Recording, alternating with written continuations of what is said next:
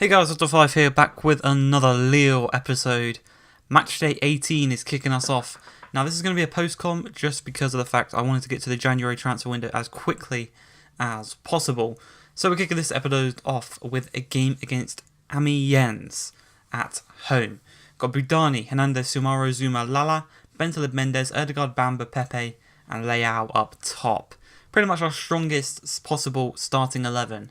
As for Amiens, there is a couple players in there that I can recognise. Konate being one, Zungu being another one. But overall, it's a decent starting 11. I think they're actually in the top 5. I think it's top 5. They're in the top 5, I do believe, in the league this season. They're doing really well.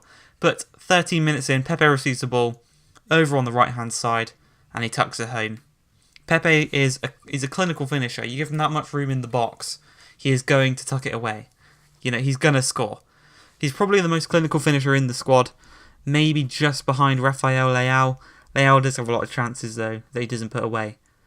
But 32 minutes in, Bamba receives the ball just outside the box. He's going to look to kind of create a bit of space for Mendes.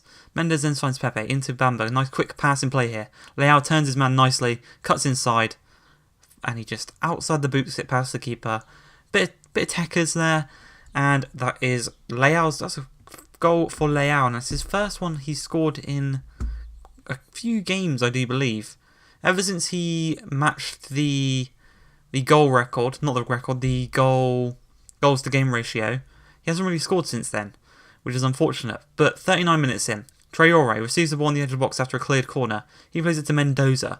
Mendoza's looking for a bit of space, gets past Bentaleb, lays it off to Traore, and is looping over, and Budani makes a save. Zungu's going to whip this one in. Mendoza nods it, and like the smallest guy in there won the header, and he made it 2-1, halving our lead, and we go all the way to the 85th minute for this next highlight. Leao plays it through to Bamba, Bamba up to Ikone. There's 4 minutes left in this game, gets the better of Cliche, whips it across, and Bamba just taps it home. A lovely little goal.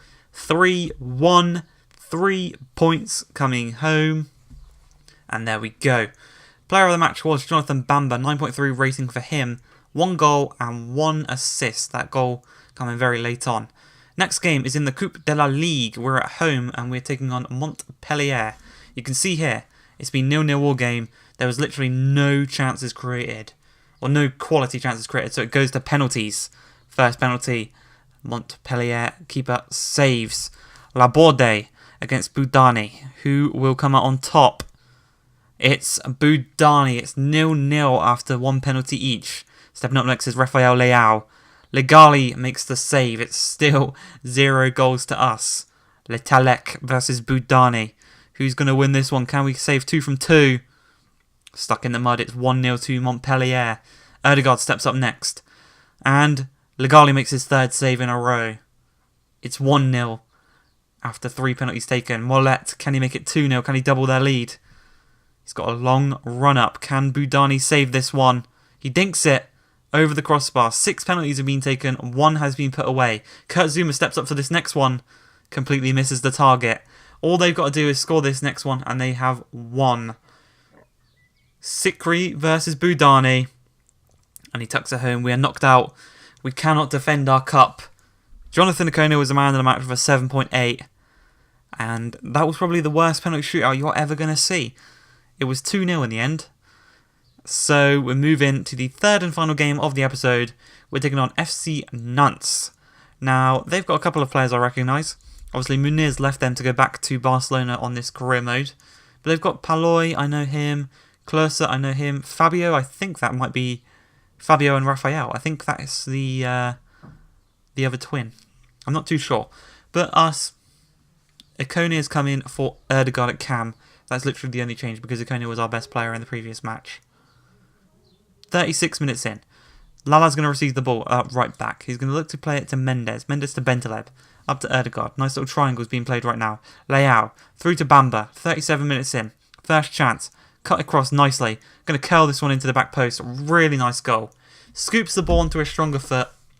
And then curls it to the back post. 1-0 to Lille. Away from home. We want to avenge that loss on penalties with a win in the league. Hernandez takes down the ball nicely. There's 4 minutes into the second half. Leao, he's got 2 men behind him. Erdegaard lays it off to him. Dribbling forward. Rainbow flick, and then he dinks the keeper. It's a beautiful goal.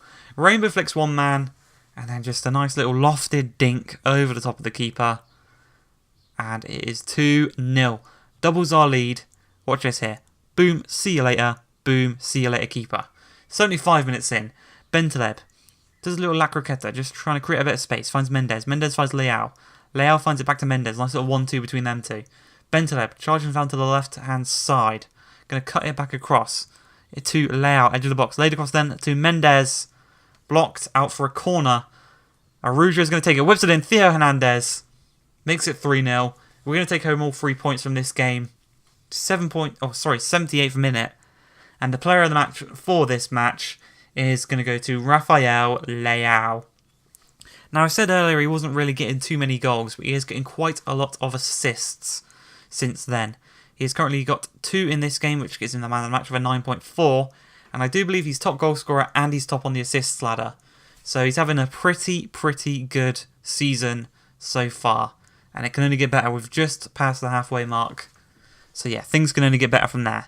But you can see here, Jose Fonte, he wants to leave Lille. He is not happy that he's not getting game time. And he has also only got 6 months left on his contract. Real Sociedad are interested in him. And I'll ruin this for you now.